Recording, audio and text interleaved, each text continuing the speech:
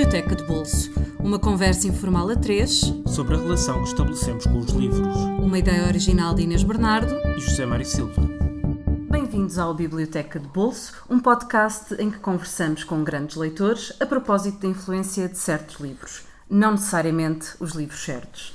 Esta semana recebemos um ficcionista e professor universitário, conhecido pelo sentido da provocação, pelo humor e pelas opiniões fortes. Rui Zinck, que há poucos dias completou 55 anos de idade, publica desde 1987, quando se estreou com Hotel Lusitano. Para além de novelas, romances e contos, escreveu argumentos para livros de banda desenhada, ensaios, crónicas e literatura para crianças. Em 2015, completou com Osso uma tetralogia sobre a crise recente que varreu o mundo e Portugal. Está traduzido em inglês, francês e alemão, mas também em japonês, hebraico e bengali, língua na qual vamos fazer esta conversa. Sim, pode ser, não pode? Bate-se e bata. O primeiro livro é Slaughterhouse 5, Matador 5, do Kurt Vonnegut, que é uma maradice. Eu não acho. Não? Conta-me então a tua perspectiva. Eu não acho. Acho o Kurt Vonnegut é, como o nome indica, é muito metódico. Eu identifico-me com ele por várias razões. E faço-lhe uma homenagem no Hotel Lusitano, faço a homenagem possível a dizer, olha, este é um dos meus papás, numa nota de rodapé. Com o Kurt Vonnegut começou por ser conhecido como escritor de ficção científica e depois não se conseguiu safar do rótulo. Portanto, podemos já despachar a parte da má língua, que é, eu terei, e não é mau até ao fim da minha vida, a imagem de colado à má língua, mas eu, entretanto, fiz outras coisas. Mas, por outro lado, é um elogio porque eu, durante muitos anos, chamava-me mediático e eu entendia isso como um insulto. E era um insulto. Mas eu acho hoje em dia tem graça um indivíduo que não publica em jornais, pago, ou não aparece na televisão, pago. Há muitos anos continuar a ser mediático. Portanto, hoje em dia é uma glória. Assim... E agora, na tradução alemã da Instalação do Medo, o idiota do meu editor, o Sr. Weidl, lá pôs, ele cobre os jornais todos em Portugal e está sempre na televisão. E ele levou isso tão a sério que pôs na capa do livro, do meu livro, pôs lá o nome do Miguel Sousa Tavares. Mas isso agora não interessa nada. Portanto, a Instalação do Medo de Miguel Sousa Tavares, Eine sehr schönes Buch. O Kurt Vonnegut é muito engraçado porque ele é filho de alemães, descendente de alemães. Ele, aliás, era o Kurt Vonnegut Júnior, até o pai morrer. Depois o Júnior caiu, mas ele já tinha 60 anos e tinha o Júnior. E o Kurt Vonnegut era esse autor de ficção científica que a certa altura se irritou por ser colocado num gueto porque ele achava que era um escritor tout court e, tal como este seu herdeiro, um grande escritor tout court. Mas lá estava o label. E era igualmente modesto? Era muito modesto. Quer dizer, ele era especial. Ele dizia que era o Mark Twain, mas em bom. Humildade a toda a prova. Mas o Kurt Vonnegut tinha de facto um humor muito rítmico e muito jazzístico. A formação dele era engenharia. Um homem perfeitamente correto, vindo de uma família de matemáticos, muito séria, e os primeiros contos dele, os primeiros livros dele, colocavam questões teóricas a nível da ciência, da ficção científica, e eram todos eram quase livros conceptuais. E a certa altura ele fartou-se um bocado disso. E começou a fazer livros que não tinham nada de ficção científica. Ele fugia daquilo como o Diabo da Cruz. Até ao dia em que ele não pôde escapar ao livro que ele nasceu para escrever, que é este Matador 5. E foi um livro ao qual ele tentou escapar durante 40 anos, porque ele foi para a guerra como criança. Os soldados eram crianças, é dito logo no início, e é dito logo no início não como um escritor de ficção, mas é dito por uma pessoa real. Ou seja, nós sentimos no livro que ele não está a escrever, ele está a transcrever. E muitas vezes faz metadiscurso, está a certa altura, ele diz, fui à casa deste meu amigo porque estava a escrever este livro, e a mulher ficou logo furiosa com a minha visita, e o amigo disse, desculpa lá, ela não coisa, mas ela, a certa altura, irrita-se e diz, tu vais fazer mais um desses livros a glorificar a porcaria da guerra. A guerra não tem piada nenhuma e vocês não eram John Wayne. Quando vos põem nos filmes, põem sempre o John Wayne, que não foi à guerra, com 1,90 m e muito heróico. Não, vocês eram crianças. E o Kurt Vonnegut diz, eu nesse momento prometi-lhe que no meu livro estaria claro que nós éramos crianças. O herói seria um tipo sem a mínima capacidade de coragem. Os outros soldados também seríamos apenas crianças no meio do horror. O que acontece é que a certa altura ele descobre que para contar o horror as suas calças estão curtas. A imaginação de repente escapa-lhe. É como se de repente, perante a memória do único bombardeamento, ou seja, é o pior crime cometido pelos aliados. Exato. O bombardeamento de Dresden é um crime, só que em vez de ser cometido pelos maus do costume, os nazis, é cometido pelos bons. É um crime de retaliação, enviado por um senhor que ainda hoje é considerado um herói de guerra na Inglaterra, que é o conhecido como o Bomber Harris, o gajo que lança bombas, e é um crime de vingança. Os alemães já estavam derrotados, aquela cidade não tinha nenhum interesse militar, é só mesmo para pisar os gajos. E a verdade é que eles estavam a pedi-las. Só que o problema do eles estavam a pedi-las é sempre, foi aquela pessoa. O Hitler estava lá? Não estava. Então se o Hitler não estava lá, não é retaliação, é terrorismo. A definição de terrorismo é eu querer bater-te em ti e para te bater em ti bater-nos em Mário. Exato. Porque não te consigo bater. Se estiveres com essas ideias, começa por mim, por favor. Mas o terrorismo é isso. É uma pessoa querer acertar em A e como não acerta em A, bate em B e acha que por um efeito metonímico qualquer, B é representante de A.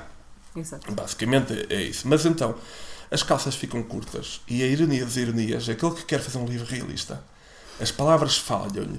E eu gosto muito de escritores a quem as palavras falham. Eu só confio em escritores a quem as palavras falham. Os outros são vigaristas. E o tipo não tem outro remédio, já que vai falar sobre o horror que viveu aos 19 anos. Ele foi feito prisioneiro em Dresden e sobreviveu porque estava preso no Matador 5. Ele de repente... Tudo isso é factual, biográfico. Tudo isso é factual, tudo é factual. Quase, eu acho que 99% do livro é factual. É um livro sem imaginação nenhuma. Só que a certa altura ele descobre quase que realista, de uma maneira... É quase como tu precisas de um Black & Decker. E o Black & Decker que ele tem para resolver o problema daquela narrativa em que ele não consegue dizer o que tem para dizer é o seu velho Black & Decker que ele já tinha vergonha de ter lá, que é a ficção científica. Viagens no tempo, etc. E aí ele inventa as viagens no tempo, inventa Trama-Faldor e aí tem o recurso narrativo para fazer um texto que é tudo menos fantasioso. Que é o texto mais realista que eu conheço sobre a estupidez brutal que é a guerra. O outro texto é um poema e é do Boris Vian. Monsieur le Président, je vous écris une lettre que vous lirez peut-être si vous avez du temps. E o tipo vai dizer, desculpe lá, Sr. Presidente, Sr. Hollande, mas je vais déserter. E são para mim os dois... Prefiro não o fazer, como diria o Bartleby, não é? Exatamente. São os dois, para mim, os dois grandes textos mesmo contra a guerra. E chegaste a este livro por causa do rótulo que tinha de ficção científica, porque já conhecias o tema? Como é que foi a descoberta deste livro? É uma boa pergunta. Foi há muito tempo. Cheguei porque o livro existia na biblioteca do meu santo padroeiro, que era o meu tio. O meu tio tinha livros na biblioteca, portanto nós tínhamos livros em casa, e era bom, porque nem sempre tínhamos comida, mas tínhamos livros. E às vezes, como o meu tio muitas vezes lia os livros e depois de estar a comer pão com manteiga e marmelada, eu às vezes ainda ia rapar as páginas quando estava com fome. E portanto, basicamente o livro estava lá. Sim. Cheguei a ele como cheguei ao Saul Bellow, como cheguei ao Joyce, como cheguei ao Robert B. Parker, portanto o Truman Capote. Estava lá e era fininho. Era encantadoramente fininho. E tinha qualquer coisa de atraente. Eu estava a aprender inglês por mim próprio, graças à biblioteca do meu tio, e o que eu repeti é uma coisa que o Essa também tem, que é um escritor com pouco vocabulário. Um escritor que faz um trabalho prodigioso, mas com um vocabulário muito parco. Nós em Portugal temos pelo menos 2 santos padroeiros da escrita muito variada e rica. Temos o Santo Aquilino Ribeiro e temos a Santa Agostina, não é?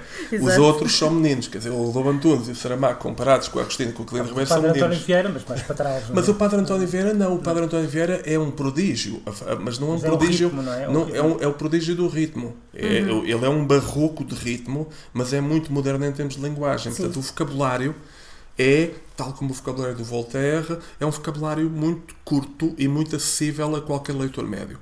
Enquanto que o Aquilino ou o Agostina são esbanjadores de linguagem, são glutões e obviamente qualquer português que vá hoje ler o Aquilino, eu aconselho vivamente, mas vai ter que andar de dicionário em duas linhas, porque o vocabulário deles é riquíssimo. Já o do Essa, ou o do Padre António Vieira, ou o do Kurt Vonnegut, é pelo contrário, é mais contido, é mais pobre, digamos, e é muito feito de repetições, é muito mais da tua família do que a Agostina ou claro, o Aquilino. É muito mais zen. Quer dizer, ou seja, a casa ideal para mim tem pouco espaço. E aí é aquilo que tu disseste há bocado do Kurt Vonnegut, que não me ofende. Porque, não era esse o objetivo. Porque tem graça, o resultado é esse. Tu disseste, aquilo é uma grande confusão. Não me lembro. Uma maradice. É uma maradice. Para mim o humor é isso, e o humor do Vonnegut é isso. É uma aparente maradice à superfície, com por baixo uma muito bem estruturada e muito rigorosa e benévola moral, com princípios muito assentes. E eu gosto muito disso, que é, já que falaste em Padre António Vieira, o Padre António Vieira tinha uma cabeça muito límpida. Sim. E sabia onde queria chegar. O Voltaire também tem uma cabeça muito límpida e sabe onde quer chegar. E o Kurt Vonnegut sabe muito bem onde quer chegar. O que ele faz a certa altura é um bocadinho de engasgamentos. Aliás, ele próprio diz, logo no primeiro capítulo, é assim tão breve o livro, atabalhoado e balbuciante, porque não há nada inteligente para se dizer acerca de um massacre. Ora, se pensares bem, por um lado, isto parece maradice, por outro lado, é de um rigor... Exatamente. É de um Total, rigor isso. Não é? E eu, com o Kurt Vonnegut, aprendi um pouco essa ideia, que é o humor, não tanto para fazer rir, mas o humor como a expressão possível de uma perplexidade neste caso, perante o horror. Podíamos também falar da questão do desenho, não é? Porque o Kurt Vonnegut, tal como tu, é um grande artista e um grande desenhador, ou talvez não sei. Sim. Mas vamos deixar isso para outra conversa. Não, é um pouco isso. O Kurt Vonnegut, nessa altura, tornou-se quase que começou a tornar-se infantil. Eu diria que ele é uma espécie de pai de antepassado dos Police. Vocês sabem, os Police, aquela banda com o Sting, que tem uma canção, que é a canção talvez mais estúpida do universo, que é Gu, gu, gu, da, da, da, that's all I want to... E o Kurt Vonnegut fez isso uns 50 anos antes, ao fazer uma espécie de soluços verbais. Ele dizia, bom, e prontos. Sim.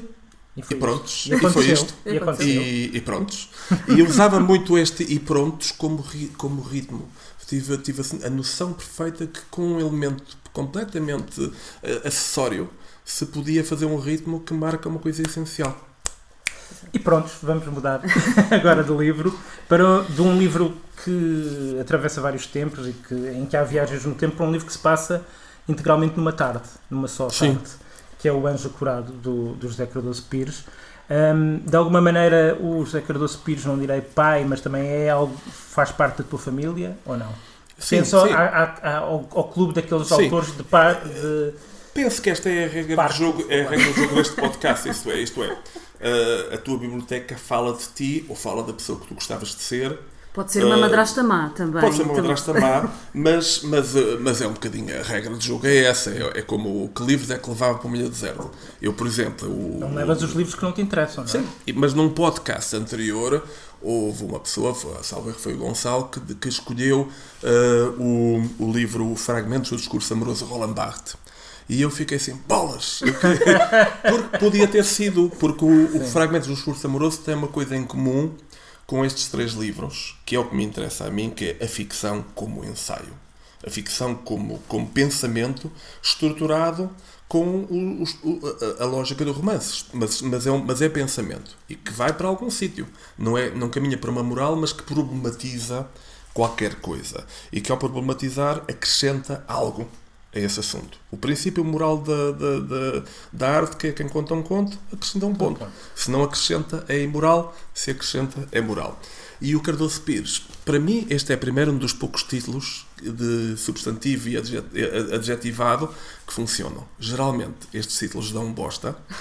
Quer dizer, o sol saudoso, a tarde entardecida, a manhã ensandecida, a mulher enlouquecida, tudo isto geralmente é um bocadinho pimba. Mas neste caso o anjo ancorado funciona mesmo bem, funciona como metáfora. Até foneticamente resulta também. Resulta. E o Cardoso Pires era um grande poeta da linguagem. É um dos grandes poetas, é um indivíduo que trabalha mesmo. Aliás, o Cardoso Pires trabalhava tanto com a caneta como trabalhava depois com o lápis. Sim. Portanto, o Cardoso Até Pires de edição para edição. é um rasurador e eu gosto dessa imagem, gosto disso, gosto de uma pessoa que começa por escrever uma frase espampanante e depois está a dizer Elias era um homem que ia pela noite, fora, não sei quanto, e de repente chega, era um homem de noites muitas e dias poucos, e camas poucas, noites muitas e camas poucas. E eu pensei que ele para chegar ali andou a escrever para aí umas 10 páginas. Só que o Cardoso Pires preferia não ser eloquente. E este é um texto ainda de um tempo em que a literatura portuguesa se colocava facilmente em barreiras. Portanto, é um texto de resistência à ditadura, claro, de 58. É um texto, aliás, escrito na altura em que parecia não haver saída. Numa altura em que a ditadura está a bombar. Depois, passado aquele período a seguir à guerra em que toda a gente pensava que íamos apanhar a boleia da libertação da Europa. Aliás, fala-se disso no livro, explicitamente. E depois, tu tens vantagem, vocês têm vantagem sobre mim, porque provavelmente tiveram a ler isso. Eu li isto várias vezes, mas li estes livros todos já várias vezes. Sim, mas há uma noite, o encontro de intelectuais, em que se fala disso. A esperança de 45. E essa noite desse encontro de intelectuais, por exemplo, ele tem aí... O que eu gosto muito neste livro é que é um livro, ao mesmo tempo, tem uma marca de neorrealismo que é, claramente está do lado do povo, ou seja, mostra o povo miserável. E mostra os polos opostos, não é? Mas o casal burguês versus o povo miserável. E o casal burguês, que ainda por cima não é um casal burguês completamente mau. Portanto, é um par, não é um casal, é um par. Sim. Mas depois esse jantar, ou essa festa, em que há o arquiteto crocodilo, depois o Cardoso Pires repetirá, porque eu acho que ele gostou muito de cunhar essa expressão. Não é que a expressão seja muito bonita, mas a expressão é muito clara e sugere várias coisas. E nem todas muito positivas. Sugere, por exemplo, uma coisa que me irrita muito em Portugal, porque eu lidei com isso, que é a esquerda aristocrática. E irrita-me muito. E agora estamos a voltar a isso. Eu, no outro dia, fui a 2 coisas de solidariedade. E nas 2 tive essa sensação que tinha nos anos 80 no Frasda, que é desculpe, mas isto hoje é só para solidários habituais. e que é sambacara. Clientes com garrafa, não é? Epá, mas eu senti isso com a solidariedade com o Brasil no Tivoli. Sim. Em que nous sommes tous Gregório do Vidier, e a solidariedade com os 17 de Angola, nous sommes tous Quinta da China. E a causa é boa, eu fui lá pela causa é boa, mas senti que estava a mais. Senti-me assim como, eu não trouxe a roupa adequada. E pensei que a Guida, que agora é a minha presidente da junta, e eu gosto muito dela e tudo mais, mas ainda me lembro, ela não se lembra das vezes em que ela me dizia, Rui, olha, desculpe lá, mas hoje é só para clientes habituais. E essa festa, toda essa gente, é uma coisa que eu vivi ainda um bocadinho, que eu apanhei e que nós todos convivemos com restos, que era uma gente que era de esquerda, porque era bem de ser de esquerda, mas na verdade era acima de tudo uma casta privilegiada. Era a casta dos 2 nomes. A gente que em Portugal tem 2 nomes, tem nomes compostos. Não é José Mário Silva, é José Mário e Silva. Ou José Silva e Mário. E isso é muito bem. Portanto, este para mim, este Anjo Ancorado, é o livro da má consciência. Quer dizer, é o protagonista é a miséria do país, há o pano de fundo. Não é um protagonista, é um pano de fundo. Porque a miséria em qualquer sítio é pano de fundo. Sim. Quer dizer, é gente que não vemos. E eles não veem bem. É o velho com o perdigoto, é o miúdo que a vender as rendas e vai até casa, mas entretanto eles já se esqueceram. É toda a pequena miséria. Mas isso é pano de fundo, essa gente não tem história. Os pobres não são fascinantes. E o José Cardoso Pires faz um livro muito composto, muito complexo, e ao mesmo tempo uma metáfora muito forte. É um livro que é uma metáfora muito forte sobre um país, e eu gosto muito mais disto do que do Delfim. Neste livro estão contidos todos os livros futuros do Cardoso Pires, como acontece com qualquer grande escritor. Um grande escritor tenta fazer sempre diferente, mas acaba sempre por fazer o mesmo. Se não tenta fazer diferente, é medíocre. Se não volta a fazer o mesmo, provavelmente é um plagiador. Mas é um livro onde está lá em grão. E eu gosto um grão um bocadinho mais poroso, aquilo que depois estará para mim demasiado bem feito no Delfim, e que depois por fim culminará na Balada da Praia dos Cães, que é para mim o último grande livro do Cardoso Pires. O Alexandre Alfa, para mim, é uma bela fantasia. É um livro espantosamente ambicioso, e é um livro maravilhosamente falhado. Mas é um livro falhado. E isto leva-nos, se calhar, Inês, para o próximo livro. É do primeiro convidado que nos ajuda a fazer as transições. É verdade, tens toda a razão. São muitos anos a virar frangos. É porque és mediático. Tens esta experiência da televisão e de estar em todos os jornais. Sim. É tem destas maravilhoso. coisas. Passamos então para o Castelo dos Destinos Cruzados, do Italo Calvino, que é um livro muito, muito curioso. São duas histórias. É uma maradice também. Tudo Se calhar este é mais maradice do que o outro. Se calhar, não sei. Pois, é evidente que vocês estão a dizer isso um pouco... Não, vocês estão a dizer isso que é o papel da pessoa que está a provocar, que é fazer de parva. Exatamente. Mas é evidente que vocês sabem que o Calvino destes três autores é o mais inteligente. O que não ofende nem o Cardoso Pires, nem o Kurt Vonnegut, mas o Calvino depende da inteligência. Ou seja, quer dizer, nem tem que ser, os seus livros são inteligência pura. Enquanto que os dos outros, pelo contrário, jogam com outras cartas. Quer dizer, o Cardoso Pires, para mim, escreve com o estômago, escreve com a tripa, with the gut. E o Kurt Vonnegut escreve com qualquer coisa, não sei provavelmente o quê, que está à volta. O Calvino escreve com a Calvino todo ele é controle, é italiano nisso, tudo é geométrico. Sim. E este livro é um livro profundamente geométrico, é um ensaio, portanto são duas novelas. Na verdade não são duas novelas, na verdade é só um livro, na verdade são as duas primeiras partes de um livro que devia ser três, só que ele diz no fim, num maravilhoso, uma nota de autor, a dizer, eu lidei com isto 5 anos, essa altura fartei-me. E o terceiro era para ser isto, mas já não tive energia para isso, fartei-me disto e fui à vida. E ele publica um livro falhado. E eu estou muito contente porque eu acho que também vou publicar daqui a uns meses um livro falhado. Porque tenho que ir cá para fora. Sim. Não consegui fazer melhor, mas aquilo já está ali, já não está a amadurecer, está a apodrecer e está-me a impedir de escrever outros. E neste caso, o Castelo dos Destinos Cruzados é um livro muito mais fraco do que As Cidades Invisíveis, ou O Superintendente Viajante, ou As Cosmicómicas, ou a trilogia do Barão Trepador, o Cavaleiro Insistente e o Visconde Cortado ao Meio. Sim, mas é um livro que é um livro de um artista que se interessa pelo ensaio. E aí é maravilhoso. Por exemplo, Humberto Eco, que morreu há pouco tempo, para mim é um grande ensaísta, é um grande teórico, mas um péssimo escritor. Quer dizer, é um mau escritor. Agora, é evidente que os livros dele são muito interessantes, mas aqueles são pastelões. O que é interessante na ficção dele é o que é ensaístico, se calhar. E é o aproveitar das coisas que ele escreveu há mais de 40 anos, que são geniais, são brilhantes, como investigação semiótica. O Calvino não. O Calvino é um escritor, como escreveu o primeiro livro muito cedo, sempre foi um ficcionista, e de repente ele começou, a certa altura, já tarde na vida, a interessar-se por questões teóricas. E este livro são duas formas de colocar a mesma questão teórica. E a questão teórica é esta, como é que pessoas que não sabem a linguagem de surdos mudos, porque isso seria batota, porque a linguagem de surdos mudos é uma batota, portanto, pessoas sem linguagem, que de repente, por magia, porque deixam de poder falar, e estão ali aborrecidas que nem perus à mesa, como é que cada um vai poder contar a sua história, tendo como instrumento apenas um baralho de cartas do tarot, que tem bonecos, e depois podendo fazer mímica, à Marcel Marceau, e podendo fazer caretas. e podendo escolher a ordem das imagens. Se eu ponho um enforcado antes de mostrar a bruxa, quer dizer que a bruxa me salvou do enforcamento.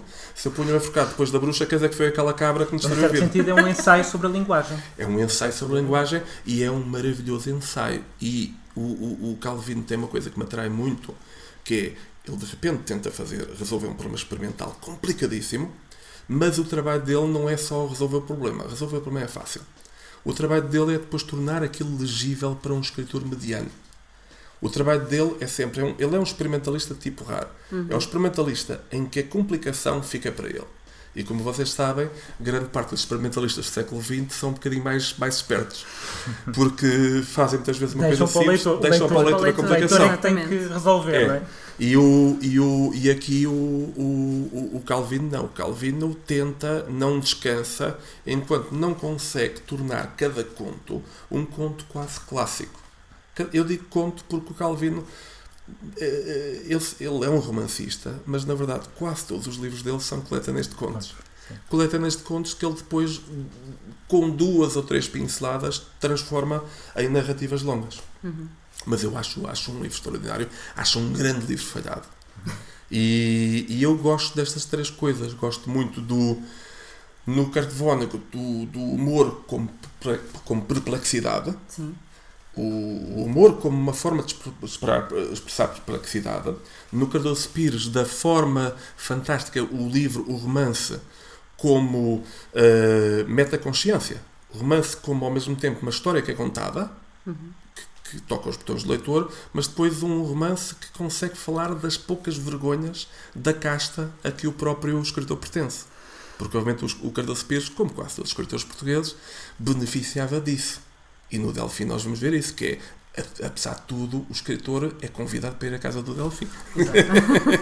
E é um bocadinho o drama que nós hoje todos temos, que é o entre estarmos, o sermos rebeldes, mas ao mesmo tempo sermos palacianos. Se somos rebeldes, a vida é muito dura. Se somos palacianos, suspeitamos que a nossa vida não vale grande coisa. Este é o nosso dilema. E é um dilema que todos nós temos hoje em dia. Todos temos. Matador 5, de Kurt Vonnegut, está disponível na editora Bertrand e pela 1117, em versão de bolso, com preços de 11 e 8 euros respectivamente. Toda a obra de José Cardoso Pires está a ser reeditada pela Relógio d'Água e O Anjo Ancorado tem um preço de 14 euros e O Castelo dos Destinos Cruzados, de Italo Calvino, está publicado pela Teorema com um preço de cerca de 14 euros. Nós vamos continuar na nossa maradice, sem que isso seja de todo apreciativo. Cá estaremos para a semana com um novo convidado. Não se esqueçam que a Biblioteca de Bolso está disponível através do iTunes, do SoundCloud e por subscrição RSS. Aproveitem, os dias estão longos, está calor, ficamos até mais tarde online. Passem pela nossa página de Facebook em facebook.com/Biblioteca de Bolso. Deixem-nos as vossas impressões, críticas. Obrigada, Rui. Vocês vão me dar agora 14 euros. 14 euros. Mais coisa, menos coisa. Está à volta disso. Obrigada. Até para a semana.